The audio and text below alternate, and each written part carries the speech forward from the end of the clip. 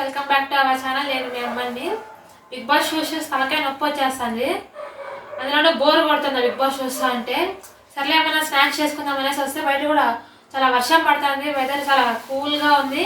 సరే అని ఫ్రిడ్జ్లో చూస్తే బజ్జీ మిర్చి కనిపించాయి. సరే అనేసి బజ్జీలు వేసుకుందాం అనేసి అయితే వచ్చాను. అండ్ వర్షం అనగానే ఇంకోటి గుర్తొచ్చింది, విజయవాడలో పాపం చాలా వర్షం పడి అన్నీ మునిగిపోతున్నాయి.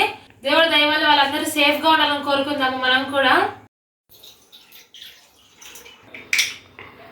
ఓ షెఫ్లు చేసినట్టుగా కాకుండా షార్ట్ అండ్ స్వీట్గా సింపుల్గా అయితే నేను చేసుకునేస్తాను. మిగతా వచ్చి మీరు కూడా చూసేయండి.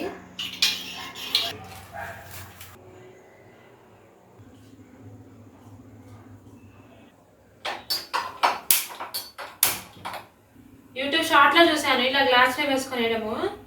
ఇలా వేస్తే బాగా వచ్చినాయి, మనం కూడా ఒకసారి ట్రై చేద్దామని ఇలా చేస్తున్నాను.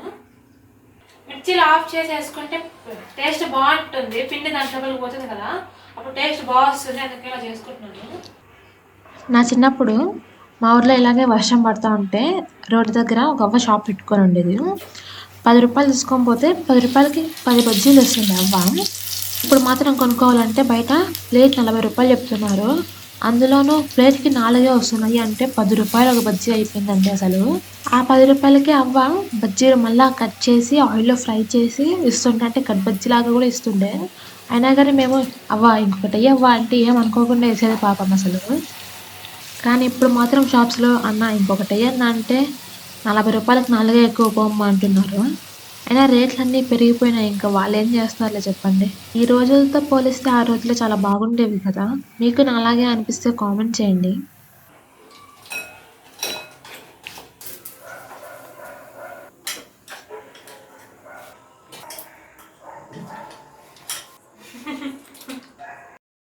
ఎక్కడమ్మా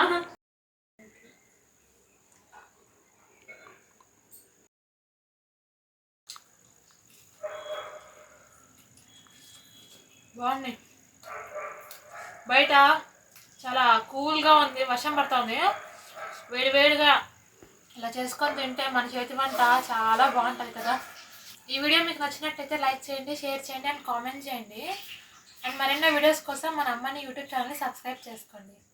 మేమైనా షార్ట్ అండ్ స్వీట్గా బజ్జీలు చేసుకొని తినేద్దాం అన్నట్టుగా చేసుకొని తిన్నాము. కానీ మొదలు మాత్రం మళ్ళీ బజ్జీలు చేసి ఇట్లా స్టఫ్ ప్రిపేర్ చేసి ఇలా చేసి తీసుకొచ్చింది. చూడడానికి చాలా బాగున్నాయి కదా, తింటే కూడా చాలా బాగుంటాయి అంట. అయితే ఫస్ట్ టైం ట్రై చేయడం ఇలా.